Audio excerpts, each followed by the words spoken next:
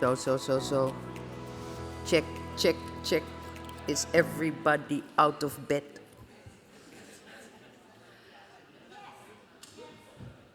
Next year, we celebrate our 50th anniversary. And Kenneth Hudson is very important in that and still plays a very important role as founding person of EMYA. And he has wonderful quotes. I love his quotes. And one of his quotes, or I would say values, is that museums should be friendly and welcoming and not cold and clinical. And for him, that was so important. For him, it was very important in the warm, empathic person he was, also in his professionality. And same can be said about conferences, right? So he always tried to make the EMYA conference a welcoming conference, a friendly conference. And I hope people who came for the first time noticed that as well the last couple of days.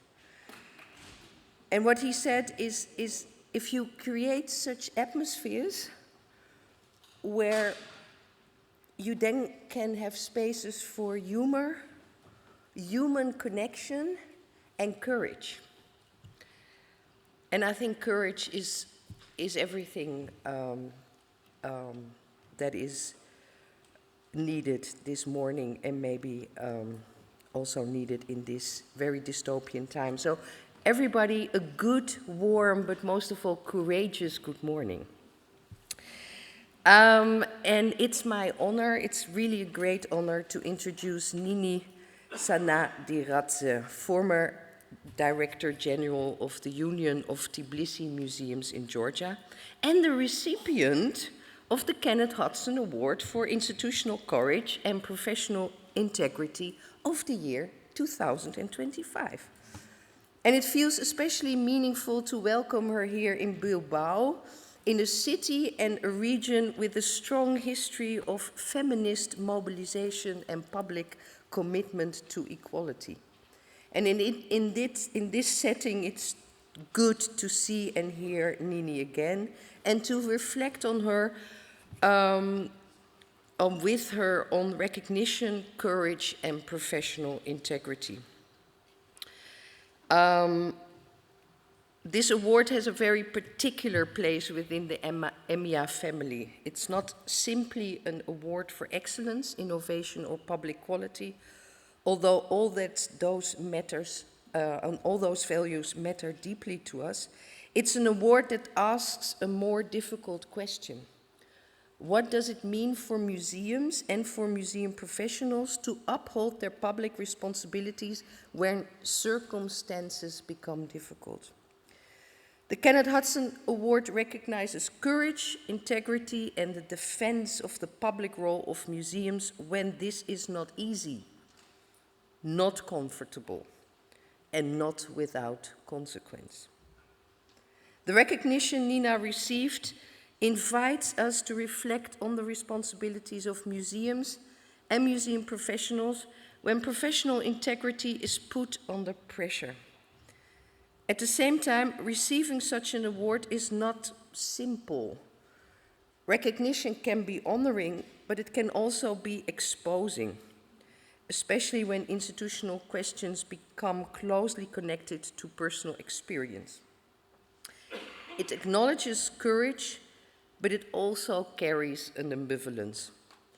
Her lecture this morning has the title, When Recognition Becomes a Mirror. It's a powerful title, I feel, especially in the context of EMYA. Recognition is never only a moment of celebration. It can also reflect something back to us about the values we claim, the responsibilities we share, and the kind of museum's field we want to be. Please join me in a wonderful hoo-hoo in welcoming Nini to the floor. please.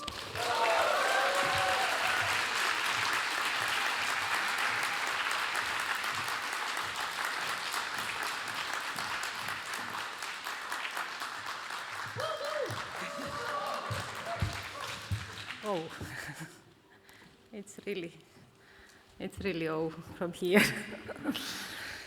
Good morning.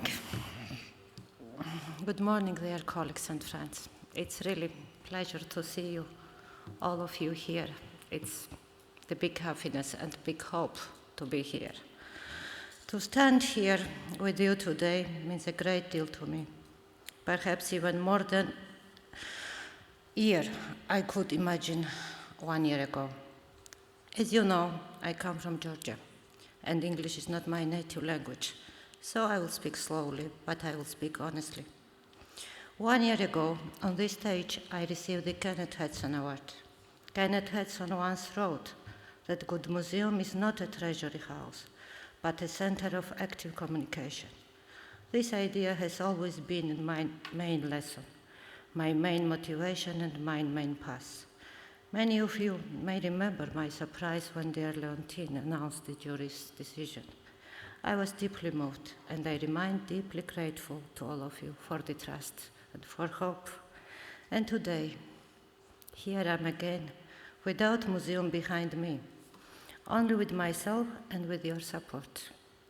I remember that in 2023, I stood in a EMYA stage with great hope. At the time, we were presenting EMYA2026 Literary Memorial Museum. We truly believed that our country was moving toward democracy. We truly believed for our future. We felt that we are following the path of EMYA2026, the father of Georgia's democracy and European transformation. For many Georgians, he remains a symbol of freedom, education, European values,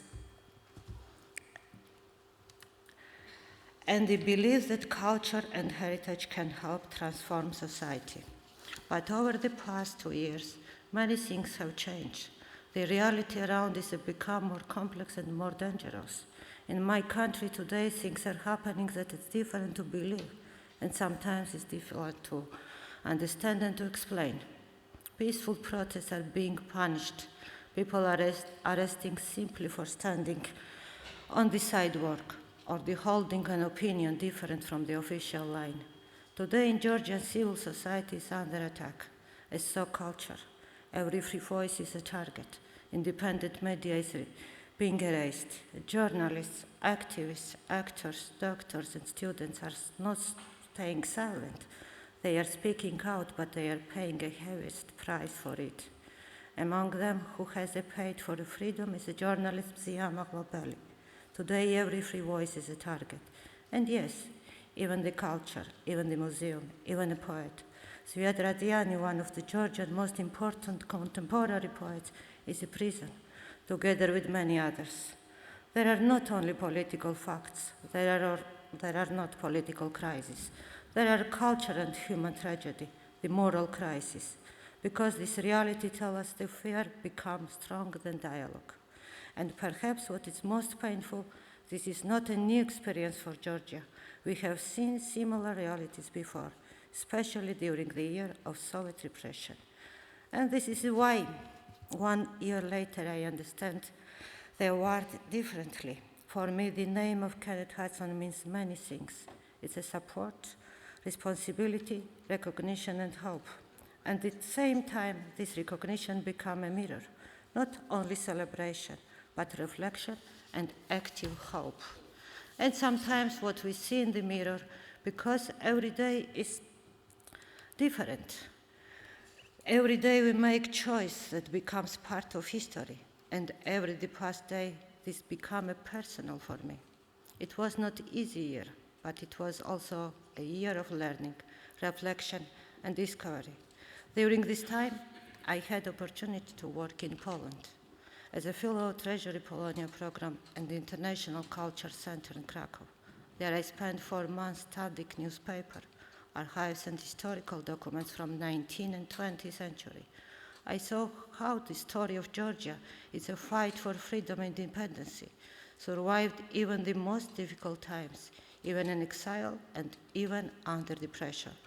For me, it was not only research, it helped me better understand the present, and it reminded me that many important people and stories are still missing from our public memory. This was a powerful reminder that history is never only about the past, it's also about what we choose to remember and what we choose to forget. I remember that many years ago, when I was just starting my career as a junior member of the museum, I believed the museum is not only about the past, it's not only the future, it's a present too. I believe the same today. Museum is a mirror, because every today eventually becomes history. Every generation leaves behind a reflection of its choice. Despite everything, I still believe that our future lies on the right side of the history. I believe the moral and democratic values are stronger than fear. I believe the only memory, culture, education can help define our forward way. And we are not only studying history, we are also creating it. We are the participants of the history every day. And every day we have to choose what kind of history we will leave behind. This is why museum matters so much and why our discussion over these 3 days are so important. Today I'm standing here without museum behind me. But I have learned the meaning of museum does not disappear when you leave its walls, because it's a museum more than a collection, more than objects and stories. It's a courage to keep memory alive when everything else forced to forget. I still struggle to believe that one day in Georgia, our present story will become a museum story. And the main question I have today is, what kind of museum will tell it? What it will museum of, for what history? It will be museum of tragedy or museum of resilience? And before I finish, I want to say thank you. Thank you for everything. Thank you for giving me opportunity to be here. Thank you for your support and solidarity. And thank you for allowing me voice and my country voice to be heard.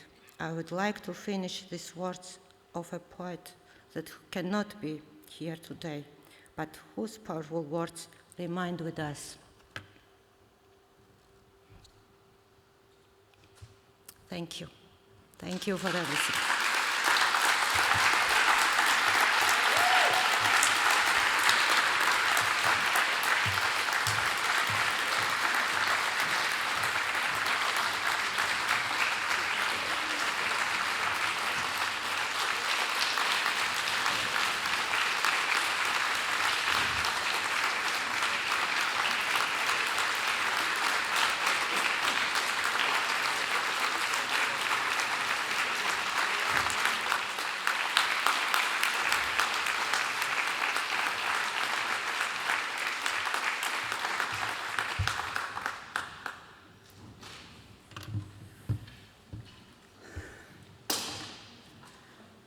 Thank you, Nene, for the most perfect introduction to this next session. My name's Sharon Heal. I'm an outgoing trustee of the European Museum Forum. I'm also the director of the Museums Association in the UK, and I'm the chair of the Museum of Homelessness, which is itself a site of resistance. The topic today, you can see, is museum resistance. And we've already discussed over the past 2 days the rise of the far right and the polarisation in our communities and in wider society, which is a cause for concern. This session will look at how museums and museum workers are dealing with these contemporary challenges and bringing communities together to tackle divisions and polarisation. We've had some interesting conversations over the past couple of days. Esme Ward from Manchester Museum talked about promoting active hope, something that I think we can hold on to as a concept. Yuami from the Nuke Museum talked about building empathy and trust and the creation of a reflection room and as a space for local voices and understanding. Manuel, the keynote speaker yesterday, spoke about the division between art and politics being false. And he also referenced predatory global plutocracy and the deepening of inequality and xenophobia, the feeding on mass fears of mass migration, and also the promotion of the replacement theory. But he also spoke about the significance of heritage being in the possibilities of the connections that our heritage contain. The Mood Design Museum in Lisbon talked about countering misinformation. The Kunsthaus in Baselland talked about a place where people come together to exchange. It doesn't matter what they exchange, it's the coming together that matters. So we've had moments of harsh reality, as we heard in the keynote this morning, but we also have had moments of hope, and I hope we can continue the conversation now in that spirit. I've got two amazing panelists who are going to present, and then we've got an opportunity for Q&A. And I remind the audience to use Slido if you have questions.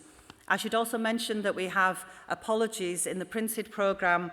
One of the speakers was going to be Adele Patrick, the founder of Glasgow Women's Library, but she couldn't travel due to illness. I hope we can welcome her to a future edition of EMYA. But this is not an issue that's going to go away, unfortunately. So we'll maybe hear from her in the future.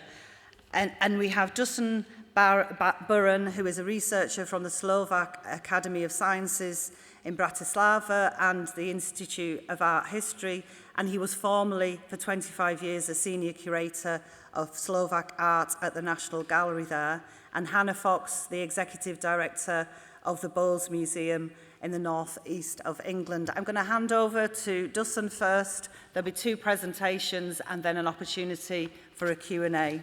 Over to you.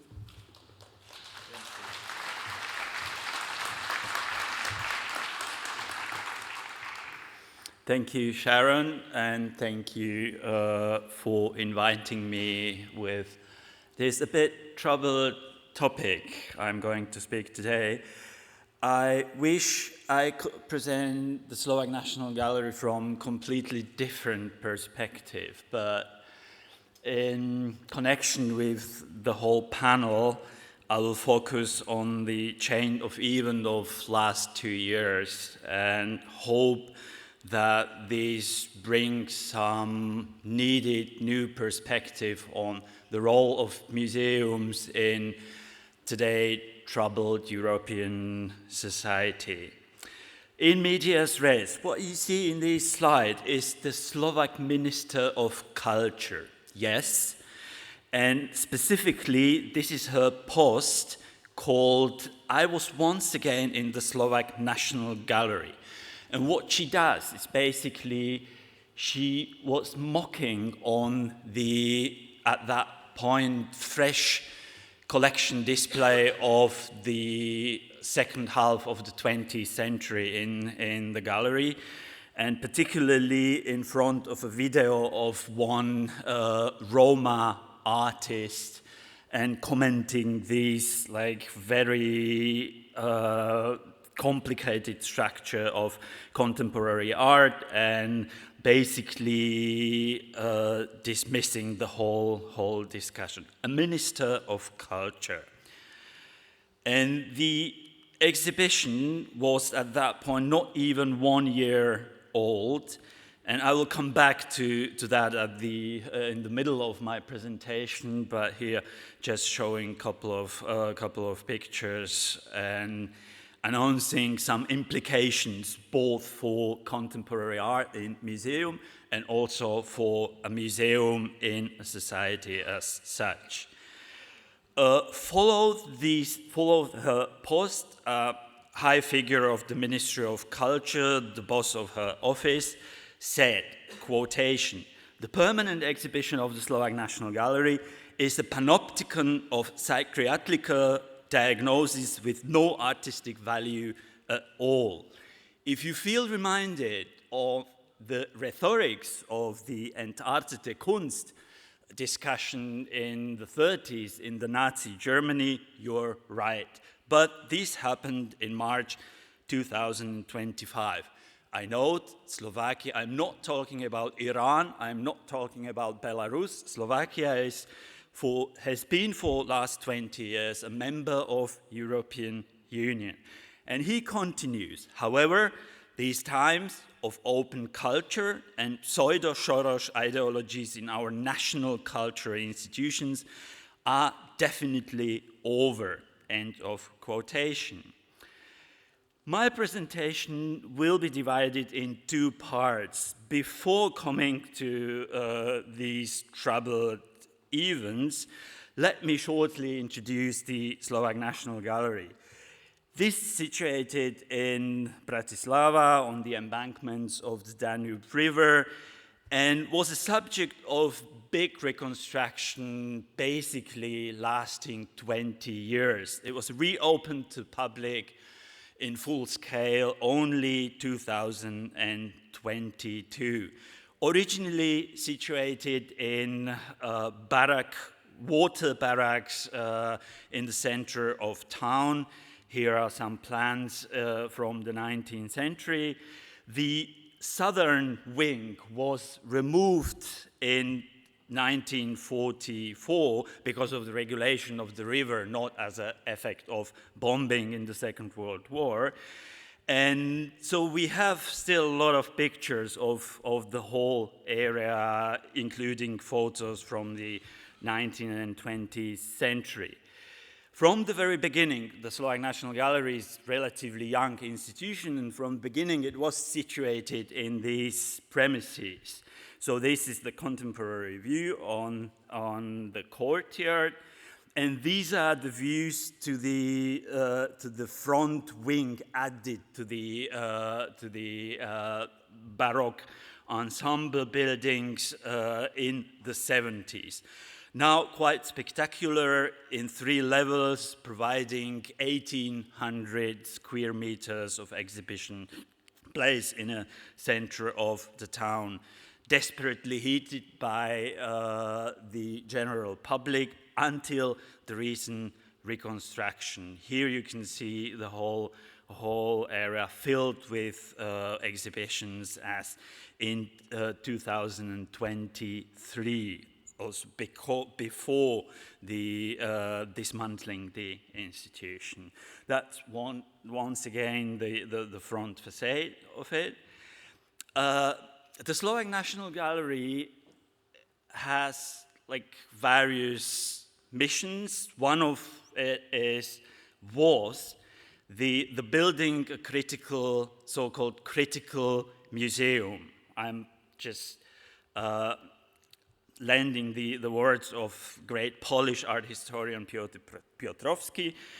And this concept is, to keep it short, to provide the public not only security in beliefs it already has, but also opening new discussions and questioning the stereotypes not only in cultural life and history. One of those was the destiny of this late modernist building, and how said it was staged in this recent reconstruction. This is the Depository Tower, the only new building after the reconstruction, but it has another context, which is the late modernism architecture in Slovakia, having the reputation of being communist and being actually part of this a bit problematic past. The reconstruction, and there are remarkable achievements in the generation of the Slovak architects of the 60s, 70s, and 80s. One of those, the Museum of Slovak National Uprising, you can see here in the slide. I'm shortly focusing on this, which is the Union House in Bratislava, built in the 80s, with once again very interesting details and interiors. This is the condition 2022. Now it will be completely removed, and instead of that, a new generic shopping center and congress center is going to be built. of course, the reflection of this architecture is on the academic level a bit different, issuing publication, be these to the whole generation of the Slovak architecture or to the architect of the additions to the Slovak National Gallery. Shortly to the collection display in the gallery, they are concentrated on one level. Once again, they were concentrated on one level of both water barracks and also the new addition. I am focusing on two of them, which is religious art and in introduction presented Museum of Contemporary Art. And as you can see in this slide, we are not only doing like chronological display of collections from the 13th century up to the 19th in this case, but also confronting in this case, like mass production of folkish pietas with contemporary piece, asking the audience what actually today's religious art look like. And also providing the public with a bit more involved discussions on the role of, let's say, mass production, copying in late Middle Ages, which is not equal to plagiarism of today, and so on and so on. And back to the contemporary, which was officially called Model Museum of Contemporary Art, you see the way of presenting. Nothing is really stable. The second half of the 20th century was for the curator and architect of the exhibition a field of like insecurity, transparency. You could see simultaneously a lot of layers of visual culture of the second half of the 20th century up to the contemporary art. After the attack of the Ministry of Culture, less than 1 year of presenting of the exhibition, it was dismantled by a new management of the Slovak National Gallery and became a parade example of a censorship in the contemporary culture of Slovakia. But this act of, so the lesson learned is both contemporary art and presenting it in museums could be both, like inclusive, offering the field for discussions, but once in hands of far-right politicians, it could become a very, very influential weapon against the artist, against the cultural institution themselves.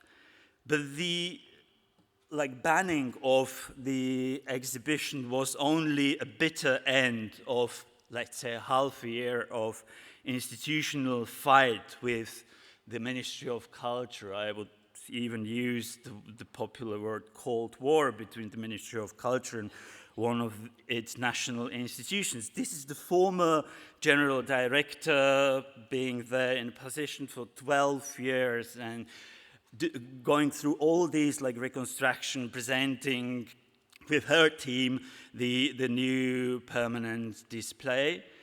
And she was, hold on, there should be a video here. Yeah.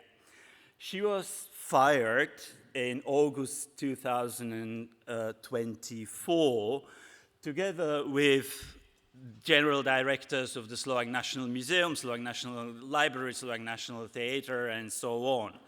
As such, it wouldn't be that big problem. People come, people go. But what happened afterwards was that the Ministry of Culture, it's hardly readable here, but I'm anyway summing it up. Ministry of Culture dedicated since then, which is not even 2 years, 4 other general directors or to the Slovak National Gallery, none of them survived longer than few months in position, with exemption of the last one who is in the office after very dubious selection procedure from April last year.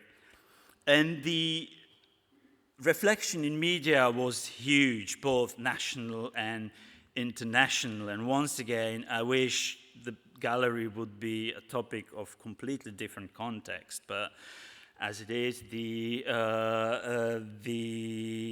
situation is still very, very bad. But it has, of course, a silver lining.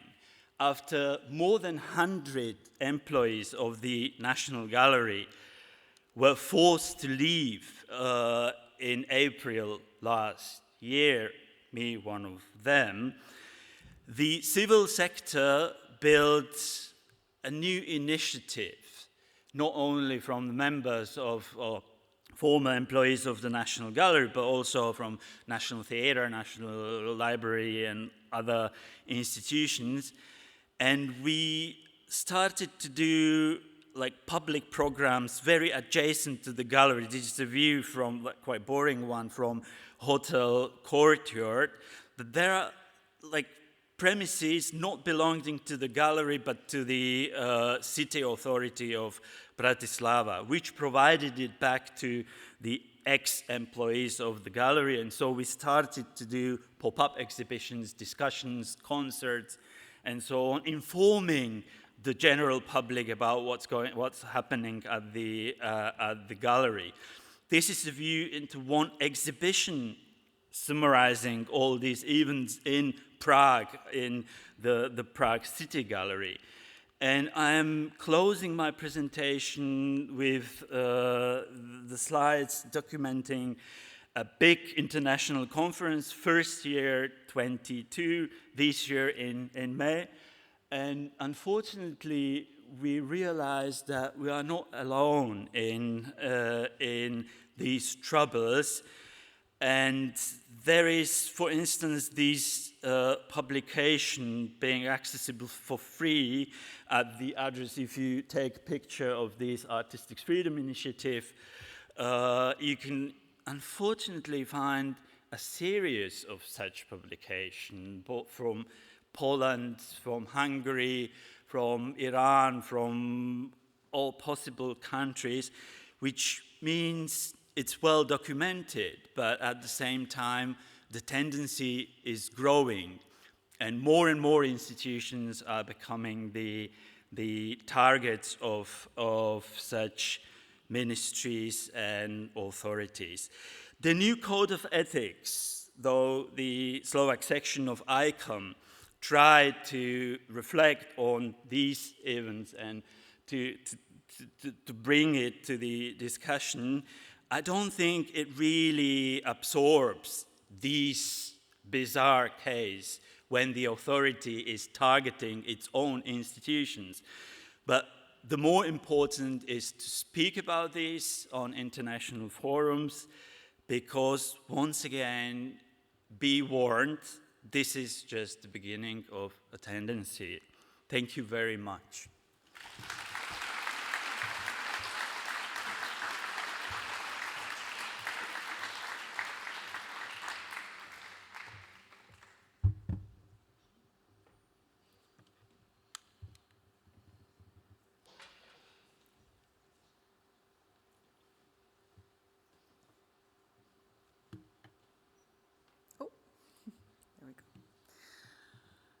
Good morning, everyone. I think we can agree from everything we've been hearing at the conference so far, it's been a complicated few years, to say the least.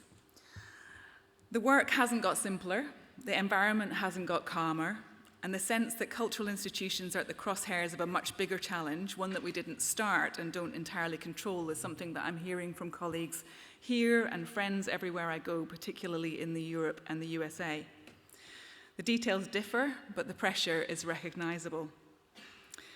Here are a couple of examples of how small things that we've done in our museum have been pulled into a national media agenda over the last 3 years. Stories not based on facts, but on using our work to further disinformation and polarize perspectives. This kind of noise is exhausting, right? It affects you. It affects your staff. It pulls focus from the work itself. And in our case, it also resulted in right-leaning councillors withdrawing funding from the organisation. So I want to share two thoughts and explore what they look like in practice for us at the Bowes Museum. Before I get to those two thoughts, I want to say something about what I think museums actually are, not what they do, what they are. Museums are civic lungs. With that in mind, and building on a brilliant conversation at breakfast this morning with Esme, George and Sam about the need to keep ourselves grounded in these times, perhaps we can all, just for a moment, take this time, feel our feet on the ground. Maybe just take yourself for a second. Place your feet solidly on the ground. And let's take a collective deep breath.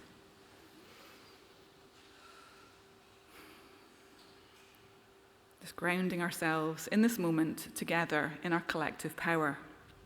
Thank you. What I mean by museums are civic lungs is that they are breathing infrastructure of public life, the spaces where communities inhale imagination and exhale something they couldn't quite name before they walked through the door. They are living systems. They flex and adapt, becoming something different over time, while somehow remaining themselves. And that function is not partisan. Curiosity is not partisan. The belief that the long story of human creativity belongs to all people is not a political position. It is constitutional to what museums are. We live in a time of extraordinary speed and extraordinary forgetting, where the news cycle is measured in hours and collective memory sometimes struggles to reach beyond the last social media post. In that context, a place that says the long story matters, that what came before shapes what comes after, and that the past is not simply a record, but a resource for understanding today, is doing something genuinely countercultural and vital. This is the Bowes Museum. While it looks like a French chateau, it is actually a 19th century purpose-built museum of art in County Durham in the northeast of England. And let me tell you about two of the most interesting people I know, Josephine and John Bowes, founders of the museum, and I think about them constantly. Josephine was a self-made French actor and later artist. She was the daughter of a clockmaker, formidably brilliant. John was the illegitimate son of an earl who became a politician, a businessman, and a racehorse owner. Together, they had a vision. They wanted to build a museum in northern England, in County Durham, that would bring great art to working people, to communities that would never get to travel to Paris or to London, a place where beauty and creativity could belong to anyone. But here's what I need you to hold. Neither of them lived to see it open. Josephine died in 1874 and John in 1885, and the museum opened in 1892. They spent their lives and their money on something they would never experience. They made it for strangers, for people they'd never meet, for us. Before she became a museum builder, Josephine was celebrated as a host.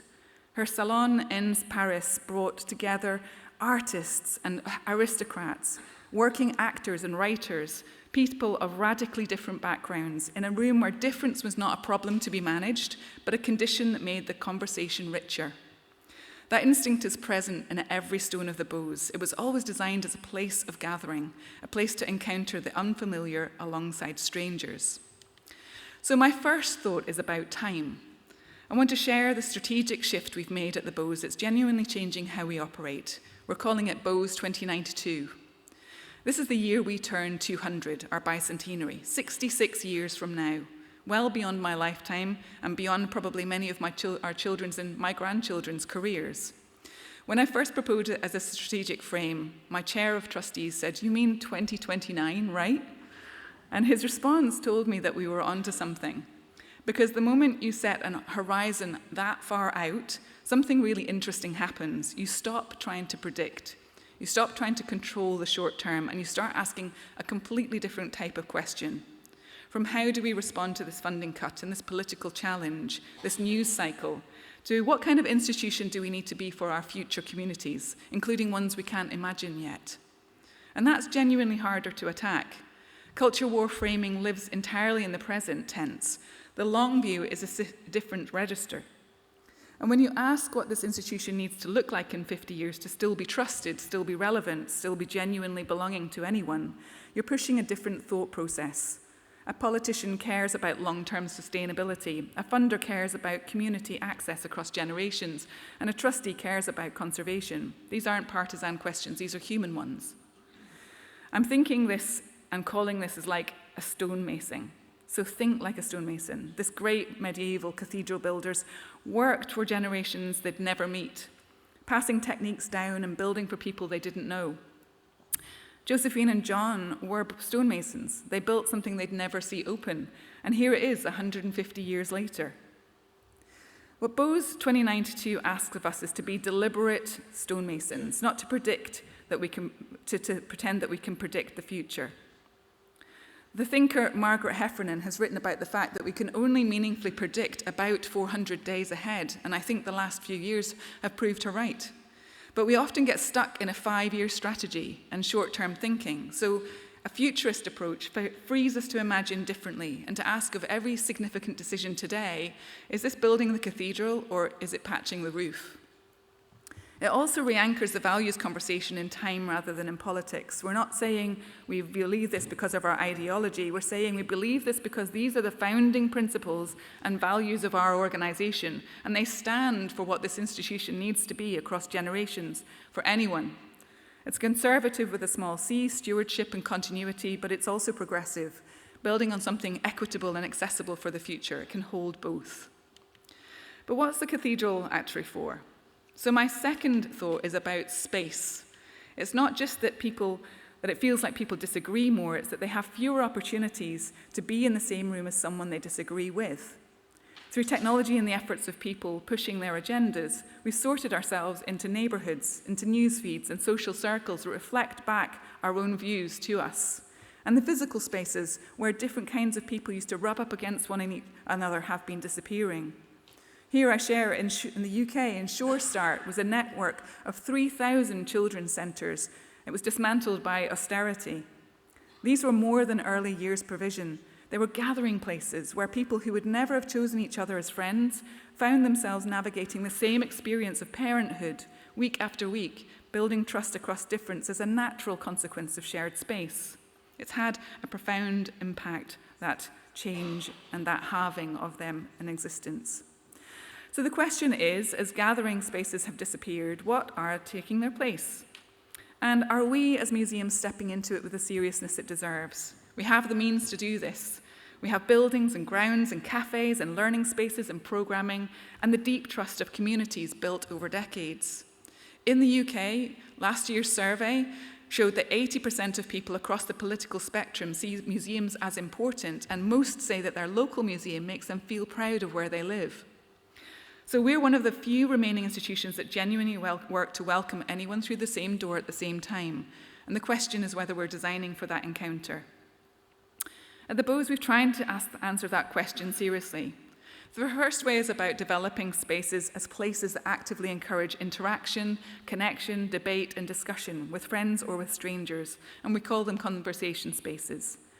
We have a dedicated conversation gallery that in the morning hosts our Bose Babies group, in the afternoon welcomes general visitors who relax in comfortable seating and have a chat, and in the evening serves as a venue for our Bose book group. Conversation starter displays co-created with our young curators address national and global topics such as LGBTQ+, History Month, and voting rights. Spaces designed to help bring people into conversation with each other. And the second example is in our programming and projects.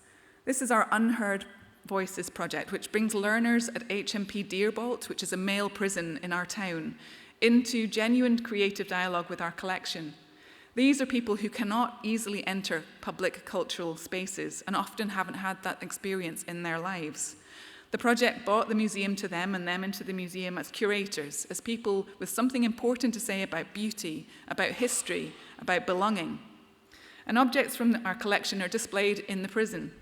Their responses are exhibited alongside our permanent collection in the museum. The point here is that the museum serves as a gathering place for people who are otherwise excluded. And that's Josephine's instinct, that anyone could be invited in the room, made real. And for people with whom that room is not normally available. So what is it like when these two ideas, the gathering place and the long view, actually shape how you run the museum? Well, BOWS 2092 is changing the questions we're asking. Instead of how are we to survive this funding gap, we're starting to ask what kind of places and place will the communities of 2092 need us to be? And how do the decisions or actions we take today move us towards that? That shift has affected real decisions, how we invest in conservation, how we think about access, our funding model, and crucially, how we hold our ground when the pressure to be less or to bend from those founding principles starts to build. It's as much a governance tool as a strategic framing. We receive funding from our local authority, which is run by a right-wing party Reform that was voted in last year, meaning we have a party representative on our board of trustees. BOWS 2092 is a tool for navigating this in two ways. Our long-term aims and our founding principles are something that all trustees are obligated to support, and it sharpens our focus as an organisation to moving to a fully independent business model that less relies on public money. And for our communities, how are we active hosts for conversation, discussion, and connection? Are we creating right now the gathering places that in a polarised world it most needs? Spaces for debate and disagreement and unlikely encounters outside the reach of the algorithm. Neither happened by accident. Both exist because the BOWS 2092 mindset prompts us to ask whose voices are missing and how we can host them. And the long view identified the gap. The gathering place is filling it. So I want to finish with this image of one of Josephine's own paintings. I told you she was a special woman. She died at the age of 48, but exhibited at the Paris Salon and the Royal Academy in London 4 times, as well as creating an outstanding collection and building a museum. She was a French woman who came to England. She made it part of her life, and she left it something that could not have been built without her. Someone who spent her whole life navigating between worlds, between countries, between classes, between the life she was born into and the one she built for herself.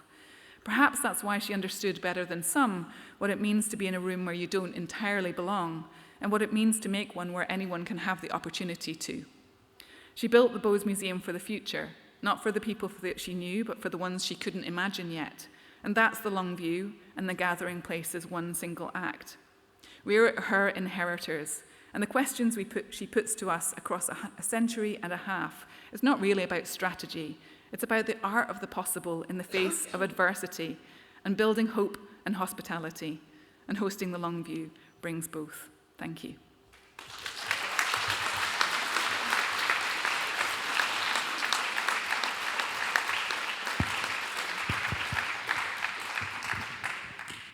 Thank you. I think we can agree to amazing presentations there from different perspectives, different countries, different types of institutions, different collections, but still really wrestling with some of the big topics that we've heard over the last couple of days. We're getting some questions through on the Slido. As a reminder, if we can just put the holding slide up, that you can ask questions on Slido. But I wanted to start with a question that refers back to some of the discussions we had yesterday about being inclusive spaces. And that is, how do we include all of our communities in their many rich and diverse forms? And should we include all of our communities? Is it possible to be inclusive for all? Okay, so I think, honestly, probably not in the literal sense. Is it possible to be inclusive for all? And I think it's worth saying that rather than promising something that you can't deliver.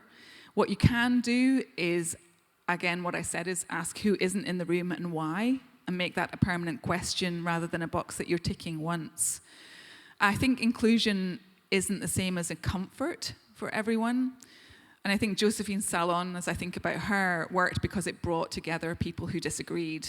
And that was the point, not really a flaw to manage. A museum that's only comfortable for people who already agree with each other isn't being inclusive. And I think we need to understand that. It's just smaller because there's people that are not in that space. So I think the honest goal isn't everyone feels the same. It's that everyone has the opportunity for a genuine stake in what this place is for. I think representation in that is incredibly key. I'm a woman leading a museum founded by a woman who, until I arrived, had been relegated to be the mistress of the man that founded the museum, when he actually recognized her in her lifetime as the founder of this museum. So representation and ensuring that's there is vital, and holding true to your values as an organization is critical too. I think this inclusion question is at the very same time a big illusion. And the case of the contemporary art exhibition shows that we are, as museums, we are trying to open our doors to possibly wide range of visitors. But the case how the politicians are able to misuse all these discussions, especially focused on the provocations of contemporary art, also shows how successful they could be, like turning our collections against the museum, against the people working in culture. And this reminds us of, well, still not, like, we are talking to our bubbles. We are talking to actually people who anyway want to come to museums. And we are not convincing that many out of these bubble. The question is if we should, if that is the attempt worth. And what would be the result? What would be the saving the museums, saving the budgets for building more and more museums. But in the end, if you look at the development of the democracy, even in developed European countries, I think we are somehow missing the point. I suppose one of the things I was thinking about as well is, are there red lines? Are there people who are not welcome in the space? Yeah, it's actually an interesting one at the moment. We have anyone who behaves in a way towards our staff or in a public manner that undermines our organization's values and misrepresents them. I'm open to having a conversation with them. I will always open my door and let's talk about what your views are and why you feel that way, but it's me that you're going to have that conversation with. And if you're not willing to have that conversation and engage with us, then you're not going to get invited to the things that you were invited to previously. And I've got several of those actually active as live things at the moment, where I have what were previously VIPs that would be invited to our previews for exhibitions, etc., who don't agree with some of the decisions that I've made, who will say that very loudly in their public forums and environments and still expect to be invited to the VIP preview. No, you're not coming. I hold the list. You're not coming if you're going to behave like that, because you can't do one and then have the other. And I think, yeah, that's what I was driving at. And I know that Laura Pye, the director of National Museums Liverpool, has made similar points that if you don't abide by, you know, the common rules of behaviour and decency, but also the values and the mission and vision of the institution, and you actively undermine that, then you are not welcome in the space. And I think, you know, that's a really strong leadership position, and interesting that that's two women taking that leadership position. Just to move the conversation on a bit about practical measures, because we touched on it there in terms of staff. And Dustin, you shared, you know, what happened to you and what happened to other staff at the National Gallery there. Are there things that we can learn from that in terms of solidarity amongst museum workers and how we look after each other in these really challenging times? We'll move to these, let's say, internal museum discussions. It's one lesson I learned, and also, meanwhile, I know it from Poland or from Hungary.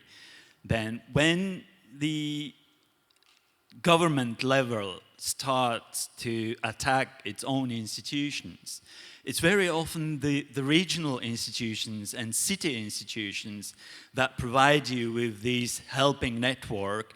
Many of my colleagues found their new jobs in city museums and regional museums, but also it keeps some level of decent discussion in the whole area, providing simply an alternative to the, let's say, official thinking about the culture as itself. Yeah, I think one thing I've learned very quickly, and I would just share with anyone, if you haven't got this in place, is do the work with your governance early. Like, it's entirely about timing. So have the values conversation and agree those red lines in a calm moment with your board of trustees, not when a journalist is already on the phone, because that board solidarity is tested under pressure, and it has to be built in advance. And I was really lucky in that I had a very strong chair. He and I were absolutely 100% aligned, and the board were very good. There was a couple who didn't stay on the board as a result of a lot of these changes.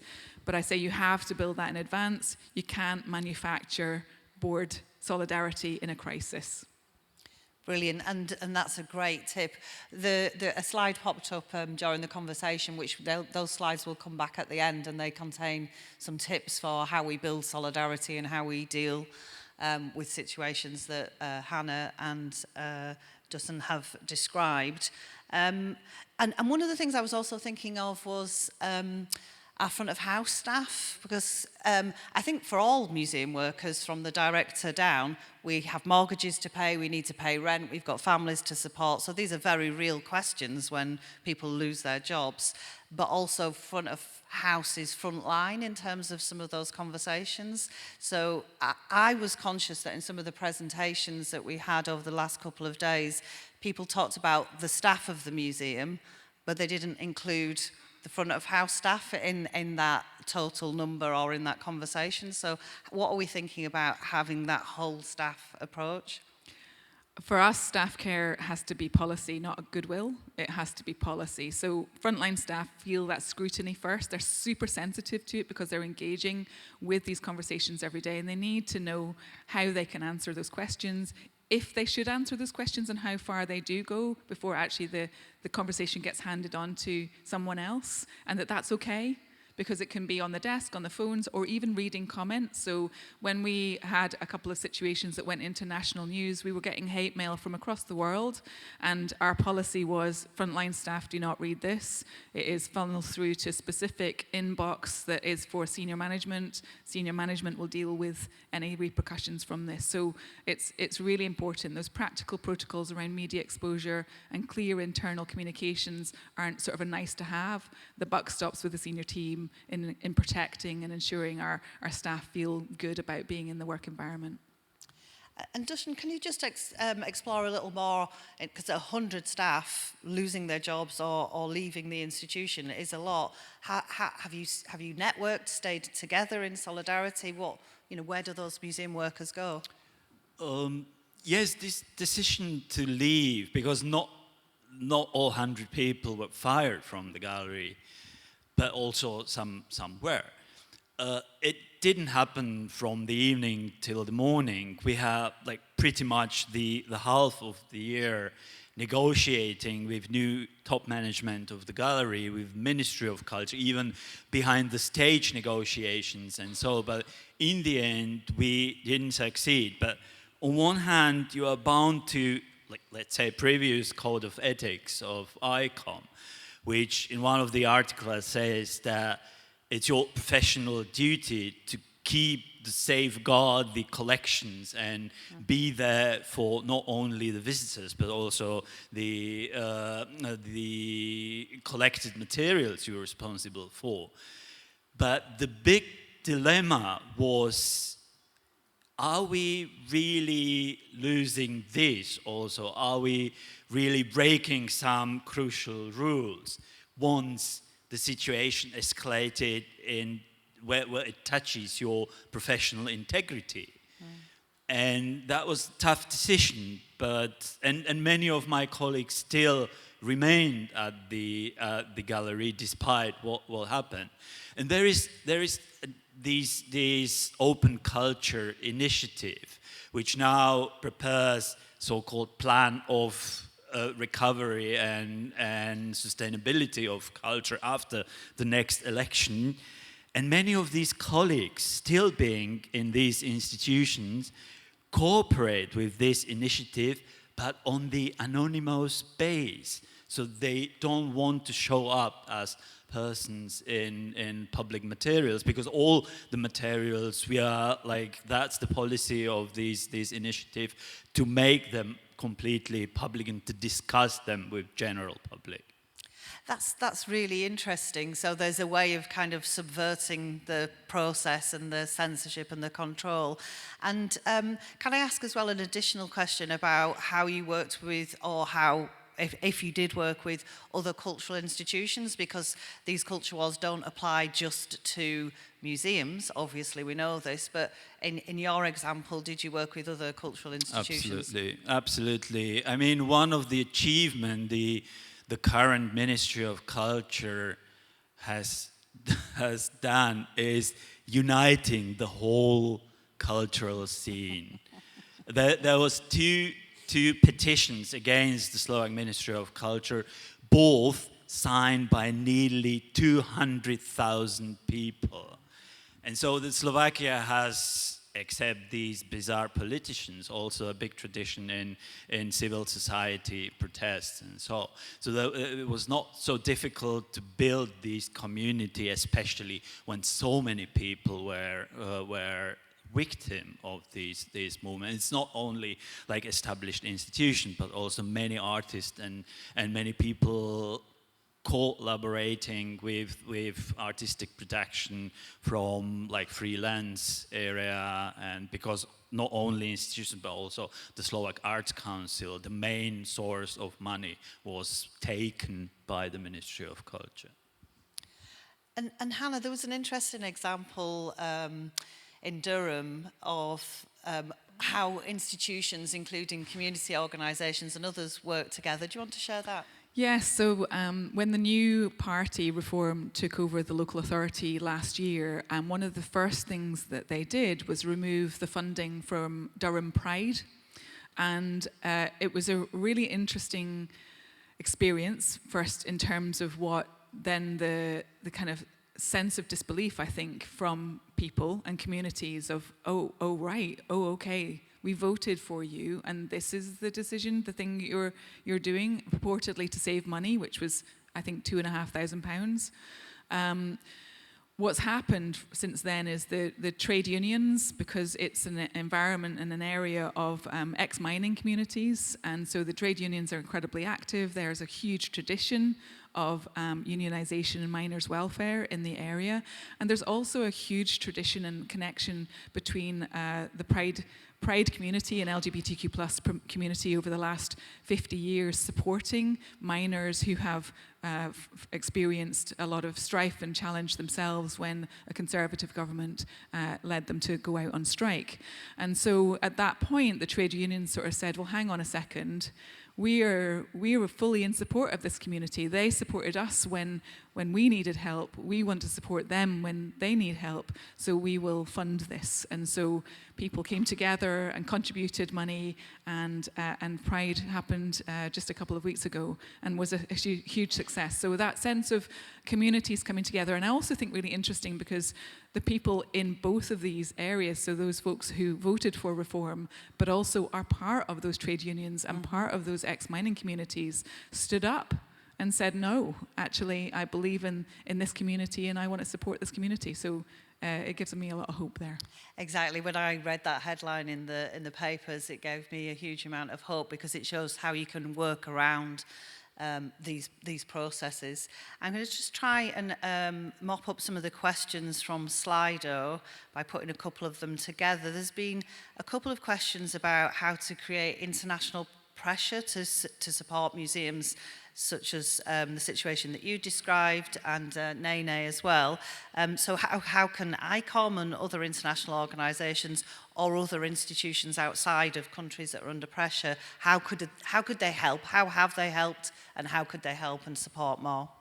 They really have, and that keep like helping, which is how to say, it's more like moral kind of help. So you feel like you are not alone, you are not wrong in your decisions. But generally, these people, like far-right politicians, they basically don't care about what even like high international figures say. It's similar in other political questions, addressing from the level of European Union to the troubled governments, be these Viktor Orban in Hungary or Kaczynski in Poland or Fico now in Slovakia.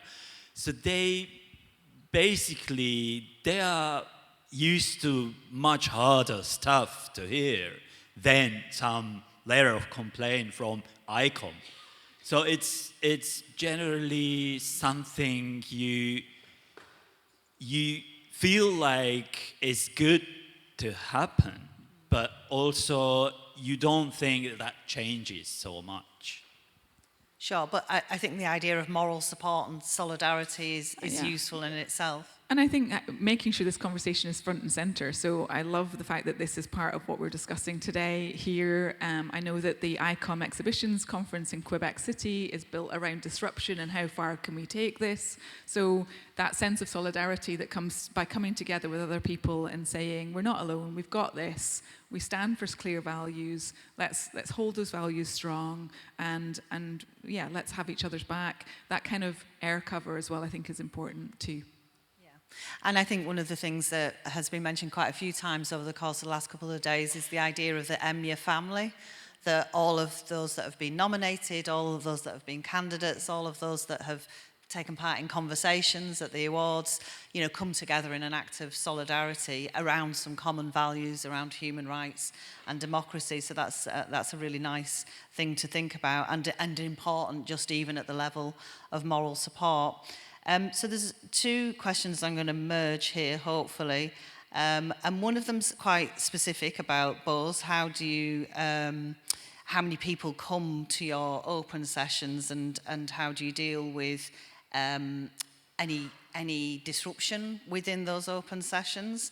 And then the other one is more broadly, how should a museum best address that kind of polarisation within communities? And is it better to sort of step away from the polarising discourse, or to face it kind of head on? Sorry, that's a big merge. So Bowes Museum, it can be anything from 5 people to 100 people, depending on the type of event that we're running or doing. It could be that it's a broad, open event to everyone, or it could be specific to a particular community or intersectionality, which is pretty vital. So it varies really, and it always usually has, though, a theme, a kind of way, an anchor that we can, a provocation or something that we want to explore together. So there's a starting point. I think that's also important, that you're starting with that provocation, and that we as museums with incredible collections and stories to tell can use those assets as the starting point for that conversation. Can I ask you for some of the themes? Because I know that's what people will be thinking. Yeah, so it may be around, for example, at the moment we have, and I just want to pay tribute to David Hockney, who died yesterday, in that we have a really amazing nude by David Hockney on our wall in our main picture galleries that he created in 1984, and it's an amazing piece. And until I came, it was in our stores, and when I sort of heard we had a Hockney in the stores, I was like, why is this not on the wall? And the response was, she's nude. And I'm like, shall we just go and walk into our galleries and have a good look round at the art that's on our walls of all the nude women in our galleries, usually who are holding a dagger to their heart because of the story that's being told in this. This is a woman who is expressing herself and is confident in herself, and it's an incredible work of art. But it opened up that conversation with our curatorial team and our learning teams about what is this? What are the challenges? Who is represented in our museums? And so that then has become a permanent piece of display in the gallery, and that's prompted then some of the conversation topics that have been utilised for us to explore about representation. Nice, thanks. Well, catching up on the topic of nude, and especially male nudeness in the exhibition, it's not museum. In the case of the Slovak National Gallery, it was not the museum who polarized. It was the the authority about the museum, the Ministry of Culture, who through her social networks amplified these topics. And she consciously focused on LGBT artists, artists from minorities, be these ethnic or sexual, or feminist artists. But we should be clear in the question that she speaks to completely different audience than the museum audience. And this is the dangerous part. It's just the building of these alternative communities and basically realities. And so my worry is that we are running parallel in various realities, basically not addressing the people outside our bubbles. Hannah, did you want to? I just wanted to build on that, Dushan, because I think that comes to the point around how you stick to your mission and values in this tricky time. And when we had the situation, a right-leaning councillor came to talk to me about wanting me to change my mind about a decision that we'd made that had gone into the national news. And when I explained why we'd made this decision and that the news was providing misinformation on this, he agreed with that, but he still wanted me to change my mind because that's what he wanted, to be able to go back to his community to say he had done. When I said no, he still went back to his community and said, I tried and I've withdrawn the funding. So he got what he wanted and I got what I wanted, which was to stand with our vision, our values. But we were in parallel, to your point. So what really changed? I'm not quite sure, but I guess that's the point, is actually, are we still sticking to those mission and values? Yes. Did we hold true? Yes, we did. In that face of adversity, it had an impact. But, there we go. That's the point. Yeah. And sometimes there is just a fudge. And that's sort of the art of compromise, as well as your explicit leadership in both cases, sometimes which is walking away and living to fight another day, and sometimes which is holding the line, which is really important. I'm going to ask you both for just a final reflection, and then I'm just going to do the slides to sum up the conversation that we've had and some of the points that we might want to consider. So just any... Dushan? Yeah, thank you. Well, this is something I learned from this initiative. Just how important it is to use the time, if you have it, to involve as much public as possible in the whole discussion. We are doing this with these open culture initiatives. We experienced a lot of notes, a lot of support from various parts of regional crises and so. And this makes me more optimistic for the future, even though the current situation is so nasty. Yeah, I totally agree. I think solidarity, sector solidarity, but community solidarity. We had really strong, beautiful relationships with communities who stepped up and said, we believe in you, don't shake on this, it's really strong, we're here, and it will pass, this too will pass. And I know I don't want to take that lightly, but I think that community connection and relationships that is built for the long term, and it will stand strong. Thank you. If I could just have those final two slides. And these are the sort of take-homes, the takeaways from this session, just some bullet points that we've put together in the UK. And with the help and support of Elaine Human-Gurian, a writer, thinker, museum creator from the States, and also in discussion with Jette Sandal, who is also a writer, thinker, museum creator, and associated with the European Museum of the Year Awards. And so these are just 2 slides of bullet points, things that we might want to take away from the brilliant conversation that we've had and the presentations. And I'll just quickly walk us through them. Things that museums and museum workers can do: connect with grassroots organisations at a local and regional level and work with them. Document any revisionism in narratives and interference in the work of the museum. So this has already happened in America, where there has been a revising of narratives and interpretation, and museum workers documenting it, literally taking photographs of the before and after of the interpretation. Create spaces, as we've heard, for convening support and resistance with communities, but also create opportunities for communities to be together and hear each other. Use our collections to document marginalised identities and stories, and make sure that those things, even if they're in storage, are collected. Be aware of self-censorship, preemptive censorship, and anticipatory obedience. Don't think somebody's going to ask you to do something, even if they might do, and even if they will do, and then do it in advance.